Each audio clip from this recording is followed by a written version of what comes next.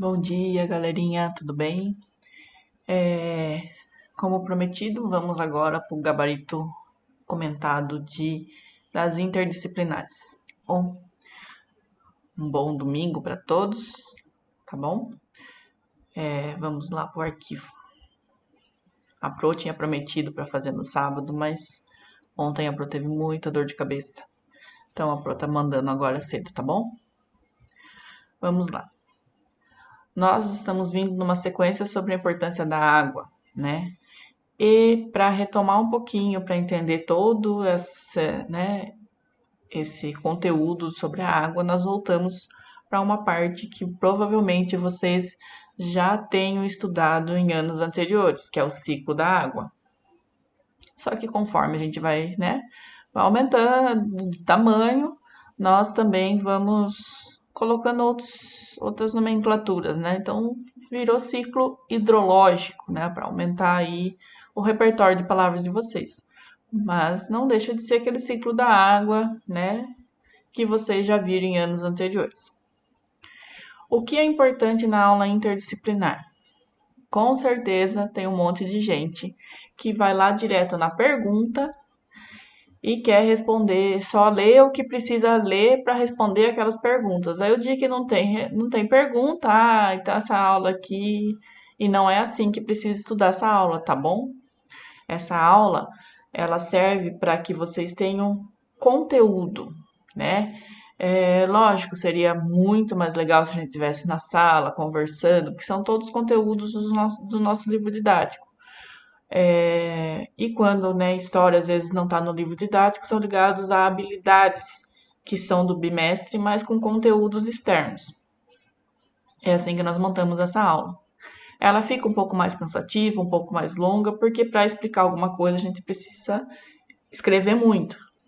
Mas o importante dela é o conteúdo teórico. Então eu sei que às vezes dá um pouquinho de preguiça, eu vejo a Duda aqui, às vezes só vai procurar a resposta e aí fica, onde que tá? Não entendi, não entende mesmo se lê fracionado. Aí eu vou falar para vocês a mesma coisa que eu falo para ela. Se não ler o conteúdo inteiro, não tem contexto. Então precisa estudar. Vocês percebem que tem pouco conteúdo nas demais aulas, né? Não tem tanta leitura assim. É só nessa, tá bom? Não esquecendo da leitura diária, que não precisa imprimir, mas tem lá no portal e precisa ser lida também, tá bom? Mas fora aquela leitura, matemática tem pouco conceito teórico dessa forma, português também, então precisa se atentar a ler o conteúdo da interdisciplinar. São conteúdos ligados, como eu disse, ligados a habilidades importantes para que vocês tenham conceitos, tenham teorias para o sexto ano, ok? Então eu espero que vocês leiam ele inteiro, depois vai ver se tem pergunta. Às vezes nem tem muita pergunta, exatamente por causa disso, porque o importante é a teoria, ok? Então, aqui está falando, né? A água existente em nosso planeta se movimenta em um ciclo, né? Ela começa, termina, começa tudo de novo, por isso que é o ciclo. Passando do estado físico para outro. Ou seja, podemos encontrar nesse ciclo da água seus três estados: líquido, sólido e gasoso. E esse é o chamado ciclo da água ou ciclo hidrológico. Aí nós tínhamos o esquema aqui. Como vocês já devem ter visto isso anteriormente, a gente não pegou uma imagem que tenha 1, 2, 3, porque agora vocês têm que ter uma maturidade de interpretar a imagem que vocês têm. Então, o que acontece aqui? Ela evapora. Deixa eu voltar para a tela da gravação para a setinha ficar certa. Ela evapora, né? Ela se encontra nos rios, no subterrâneo aqui e tal. O calor do sol evapora ela sobe em nuvem. Quando fica muito pesada, chove. Em lugares mais frios, ela se solidifica e vira neve. Mas na neve também não acaba nela. Então ela se solidifica, aí tem o degelo, tem o escoamento e assim por diante. Ok? Deixa eu voltar para a tela maior aqui para caminhar a matéria. Parte da água existente na nossa superfície terrestre evapora, principalmente com o auxílio do vento e do calor fornecido pelo Sol. O vapor da água sobe ao atingir camadas de ar com menor temperatura, o vapor de água se condensa. Então, a condensação ainda não é a chuva. Ela se condensa, então ela se fixa lá, né? Vai se aglomerando lá, formando as nuvens. E se transforma em pequenas gotas de água. Essas gotas se unem formando as nuvens. Pode ocorrer de algumas gotículas de água se solidificarem, dependendo da temperatura onde elas ocorrem. Aí, quando está saturado de gota, retorna com precipitação, ou seja, chuva. Se houver solidificação de gotas de água nas nuvens, pode ocorrer a precipitação na forma de granizo ou neve. Ao atingir a superfície terrestre, parte da água chega aos oceanos, mares, rios e lagos.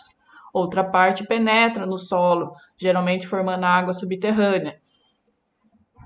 Com o auxílio do vento e do calor fornecido pelo Sol, parte da água da superfície terrestre evapora novamente e o ciclo se repete.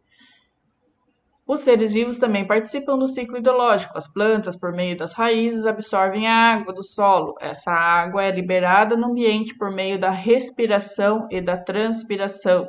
Os animais obtêm a água do ambiente por meio dos alimentos que ingerem e da ingestão direta de água. Muito importante para o nosso funcionamento. Parte dessa água é liberada no ambiente pelos animais por meio da respiração, da transpiração e da urina e das fezes. Com certeza, se nós estivéssemos na sala de aula, vocês iam falar assim: nossa, Pro, mas a fezes é dura, por que tem água? Se o nosso organismo não ingere água, ele não consegue nem produzir as fezes. De tão importante que a água é dentro do nosso organismo. Por isso a gente pode às vezes não ver, mas ele tem água e ele necessita de água. Se nós não bebemos água, que é uma coisa que muita gente não faz, não é só o rim que a gente prejudica outras partes do corpo, porque o corpo vai vai puxar água de outros órgãos, de outras partes, para que ele consiga ter água suficiente para o intestino. Por isso que é tão importante beber água, ok? Então, é um ciclo que abala, né, o nosso funcionamento todo. Por isso, a importância da água e por isso que ela se encontra na urina, se encontra nas fezes, quando nós transpiramos e nossa respiração, porque a partir do momento que ela está em todos os lugares, mesmo que a gente não veja, nossa respiração também precisa, porque se não tiver umidificado as vias nasais, também a gente tem problemas respiratórios. Aí aqui a gente tem uma curiosidade sobre os 30% da água que escoa pela superfície terrestre e outros 70% se infiltram no solo. Aqui nós temos o aquífero Tubarão, que é uma captação de água subterrânea, que foi o que salvou nós muitas vezes, né, de não ter escassez de água no nosso município. É um exemplo de água subterrânea. Aí aqui está explicando o lençol freático, que é encontrado a poucos metros de profundidade. Depois vem falando sobre o lençol profundo. As curiosidades que nós colocamos nas aulas são importantes para vocês, porque agora vocês estão numa fase de obter conhecimento, né? Sempre estiveram, mas agora, para formar opinião, né? Para vocês produzirem textos mais complexos, vocês precisam ter conteúdo, né? Criança pequena pode falar sobre qualquer coisa de qualquer jeito, que a gente acha bonitinho. Quando a gente cresce mais, a gente precisa ter leitura, ter conteúdo, né? Para a gente poder conversar com os nossos amigos, né? Para a gente poder produzir textos de opinião. Não tem como produzir um texto de opinião se você não tiver conhecimento de nada, né? Se você não tiver argumentação. E isso vai ser cada vez mais exigido por vocês, ok? Então, por isso, é tão necessário a leitura, que eu sempre falo para todo mundo. Tem gente que não gosta de ler, manda mensagem para mim reclamando que não gosta de ler. Mas é uma das habilidades mais importantes que nós precisamos desenvolver, ok? Ninguém vai ser passado para trás. vai acreditar em qualquer coisa que se dizem, em fake news e tudo mais, se tiver conhecimento, se tiver leitura, né? Se buscar esse tipo de conhecimento. Então, as curiosidades aqui, às vezes não estão ligadas no contexto do texto, mas são coisas importantes que vocês precisam saber, né? E aqui, para saber da importância da água, né? Que a gente tem pouca água potável, né? Não é toda a água do planeta que é possível, né, de se beber. Poderiam haver outros procedimentos, né? Já há procedimentos, por exemplo, para conseguir transformar a água do mar em potável, mas não tem investimento nem uso disso ainda. Mas precisamos ter essa noção para que a geração de vocês e a dos filhos de vocês não tenham que sofrer com falta de água, né? Mais um motivo para o conhecimento ser importante. Nas atividades, explique como a chuva é formada. Estava lá no texto, ó. A luz solar aquece a água da superfície da Terra, passando a água do seu estado líquido para em vapor gasoso, elevando para a atmosfera, carregadas pelo calor ou pelo vento. À medida que ela esfria, o vapor da água se condensa, voltando ao estado líquido em forma de gotículas quando as nuvens ficam saturadas, quando as nuvens estão muito cheias. Ocorre a precipitação. A precipitação é a chuva. Ok? Tava lá no texto, facinho. Só que se for só procurar a resposta, às vezes não acha mesmo. Tem que ler todo o texto para ver o que é cada coisa, entender o processo para depois vir para as perguntas. Os 3 estados físicos da água e explica onde cada um deles pode ser encontrado. O líquido, nos rios, oceanos, mares, lagos e na chuva. Sólido, podendo ser encontrado nos polos norte e sul em forma de gelo, neve. Gasoso, podendo ser encontrado nas transpirações, respirações dos animais e na atmosfera, que a gente não vê, mas tem essas gotículas, né, evaporando para que tenha a umidade do ar que nós precisamos para respirar e assim se formando as nuvens. Como ocorre a chuva de granizo? Quando as gotas de água se solidificam nas nuvens pela baixa temperatura, pode ocorrer a precipitação, né, a queda em forma de granizo, pequena parte de gelo ou na neve, né? Explique como os seres vivos participam do ciclo hidrológico. Tinha a letra A, plantas. Plantas, por meio das raízes, absorvem, né? Elas retiram a água do solo. Elas precisam de um solo umidificado para que elas consigam sobreviver, porque as raízes delas precisam puxar água. E elas também transpiram. Os animais, nós já vimos lá, comentamos que obtêm a água no meio do meio ambiente por meio dos alimentos, ingerindo água direta. Parte dessa água liberada por meio da respiração, da transpiração, da urina e das fezes. Ok? Partimos daí para a história. Temos aqui a arte, né, indígena, que são essas pinturas. Temos o teatro lá como exemplo. E temos um outro teatro no Paraná aqui como exemplo. E esse do Amazonas. O que é patrimônio? Nós já tínhamos visto isso em sala de aula, né? Mas aí nós estamos dando sequência no livro didático aqui e as outras turmas do 5º ano não tinham visto ainda. Então, nós estamos retomando, mas na sala de aula nós já tínhamos visto um pouco sobre isso. Aqui vocês tinham um texto sobre patrimônio, que é patrimônio cultural, é todo o conjunto de cultura que pode ser dividido entre patrimônio material e imaterial. Patrimônio cultural material. Ele é um elemento concreto. Podem perceber que palavras-chave às vezes estão em negrito, sublinhado.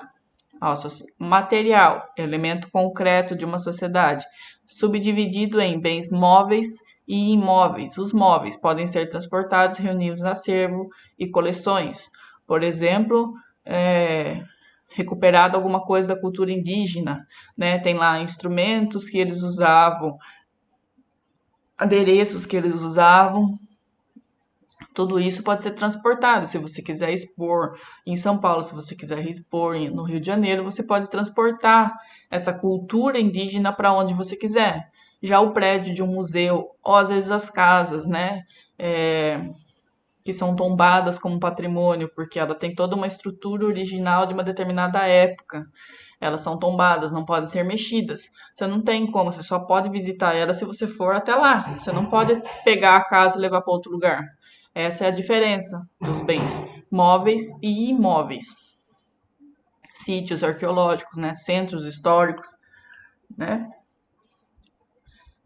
Aí o cultural imaterial, elementos intangíveis, né? Você não pode tocar, não tem como você pegar ele. Costumes de determinado grupo social. Então, são abstratos relacionados com tradições, práticas, comportamentos, técnicas e crenças de determinado grupo social. Diferente do patrimônio material, esse tipo de cultura é transmitido de geração em geração. Por exemplo, aquelas pinturas que nós vimos lá nas imagens. Elas são transferidas de geração em geração, mas você não tem como pegar. Você pode ver a pintura no corpo, você sabe que todos os indígenas daquela comunidade nascem sabendo que tem uma importância aquilo. Mas você não tem como pegar e levar para expor. É uma cultura deles. A dança africana, né? A religiosidade africana dos negros, né, escravos aqui, era uma cultura que eles estavam trazendo lá da África, mesmo estando aqui, era uma cultura da comunidade deles. Né? As pessoas que cresciam naquela comunidade sabiam que aquele era um rito religioso, que eles foram até proibidos disso por muito tempo no Brasil, quando escravos, porque estavam tentando ser canonizados, né, se tornar católicos pelos freis. Mas tinha aquela importância, todo mundo daquela comunidade sabia o significado daquilo, a importância daquilo. É um exemplo de uma cultura imaterial. Aí nós tínhamos a atividade. Descreva com suas palavras o que você entende por patrimônio material e cite exemplos. Nós tínhamos lá, né, palavras em negrito, tudo, um monte de exemplo no contexto. Aí, quando vai para o gabarito, a gente já coloca, né? Espera-se que tenha entendido. Quer dizer, se você lê a resposta do gabarito e você perceber que está querendo dizer a mesma coisa, precisa de uma interpretação de texto, tá vendo? Porque é importante a leitura. Quem não lê não sabe interpretar. Então, é necessário trabalhar a interpretação de texto não só em língua portuguesa, como em todas as outras matérias. Então, é uma herança comum, com valor e importância reconhecidos como conjunto de hábitos sociais, religiosos, manifestações intelectuais. São bem físicos que podem ser transportados, como quadros, estátuas e bens imóveis, os quais se encontram fixas naquele local e podem ser transportados e não podem ser transportados, como centros históricos, sítios arqueológicos, igrejas antigas e até as casas tombadas, como eu disse. Então, existem vários exemplos. Você não pôs esse? Ok, mas é a mesma coisa? Ok? Aí, se você não tinha conseguido responder, nada impede de você copiar, desde que entenda o que o exercício estava pedindo. Se você errou, apaga aí, coloca certinho para ficar ok no caderno. Aí, aqui era para descrever o conteúdo imaterial. Também, novamente, com as suas palavras. Não precisa estar escrito dessa forma, mas tem que querer dizer a mesma coisa. Que é uma herança transmitida de geração para geração, com valor e importância reconhecidos por hábitos, comportamentos e costumes de determinados grupos sociais intangíveis, né, que não podem ser pegos, abstratos, né, que são intimamente relacionados com a tradição de determinado grupo social, que são exemplos que eu falei da pintura, da dança, né, de algumas seitas religiosas que vêm vindo, como eu disse, da África, quando os escravos chegaram aqui. Aqui fala da imagem, mas a imagem é esse textinho que está aqui, como surge um patrimônio, é um recorte, né? É uma expressão musical, né? Aqui está dizendo como que o samba do Recôncavo Baiano foi transformado em patrimônio. Então, existe esse instituto IPAN, Instituto de Patrimônio Histórico e Artístico Nacional. Tem que passar por ele, tem todo um estudo de toda, né, para embasar algo virar patrimônio cultural. Então, não é qualquer coisa, não é você falar que determinada coisa é patrimônio de algum lugar. Tem que ter o porquê, né, dele ser daquele local e o porquê ele é necessário ser valorizado como patrimônio cultural.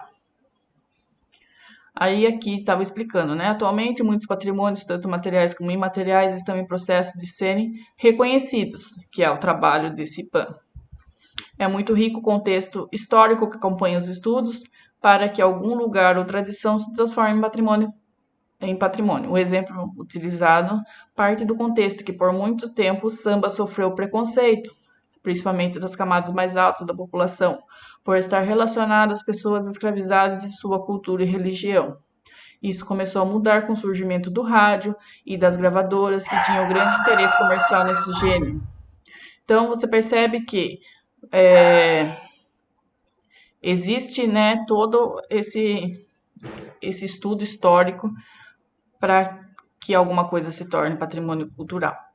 Aqui nós tínhamos um YouTube que falava um pouquinho sobre isso, quem puder acessar.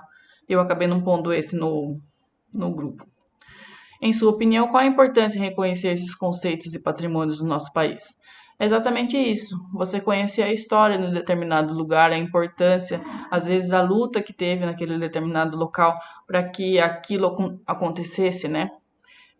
Como o exemplo que eu dei da religião, né? Os negros eles foram proibidos de viver aquilo que para eles era verdade, sendo imposto uma outra religião em cima daquilo, mas era a religião deles, então sobreviveu mesmo assim, né? Que a gente tem o candomblé, tudo, são religiões ligadas a conceitos africanos. E tudo, né, independente das religiosidades, pode ser diferente da sua, mas é importante você conhecer para você respeitar. E isso acontece, né, não só religiosamente falando, como em todos os outros contextos, né?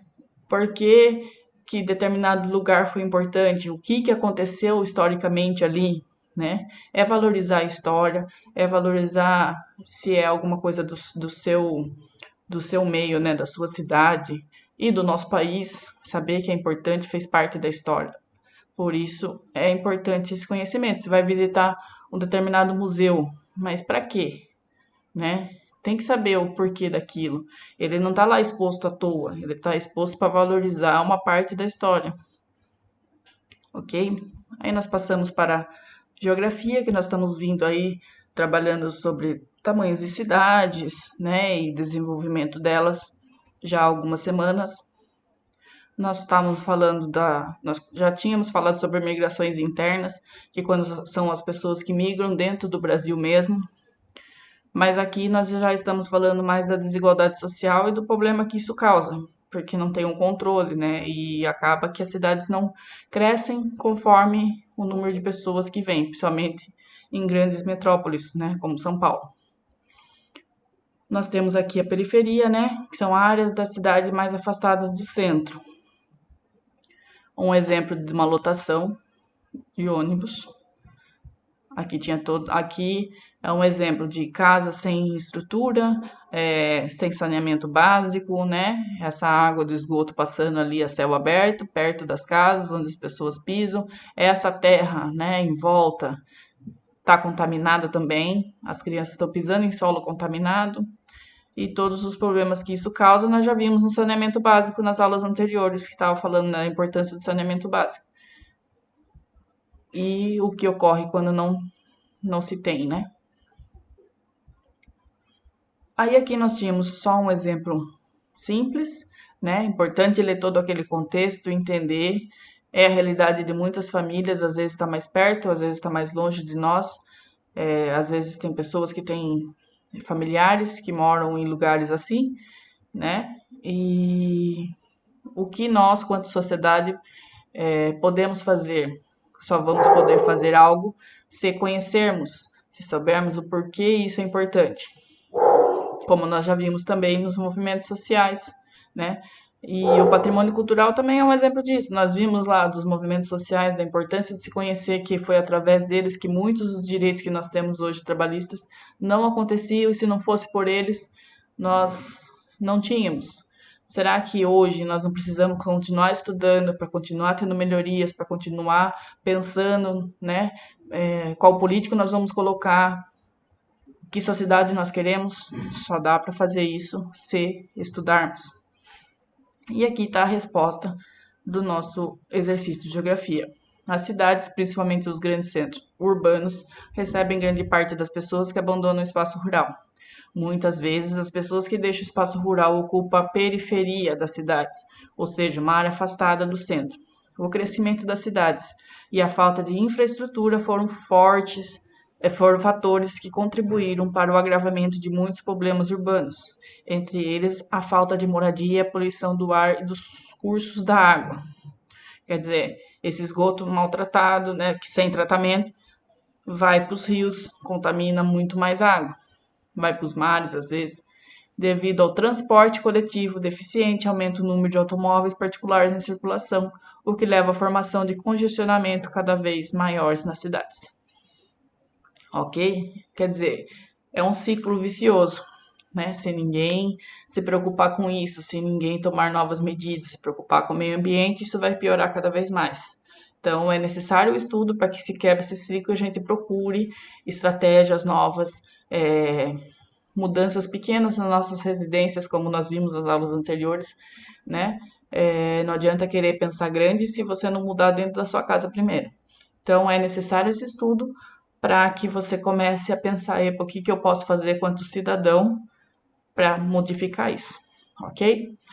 Beijo para vocês, fiquem com Deus, um bom domingo e daqui a pouco já aparece a aula de português aí para vocês, tá bom? Beijão.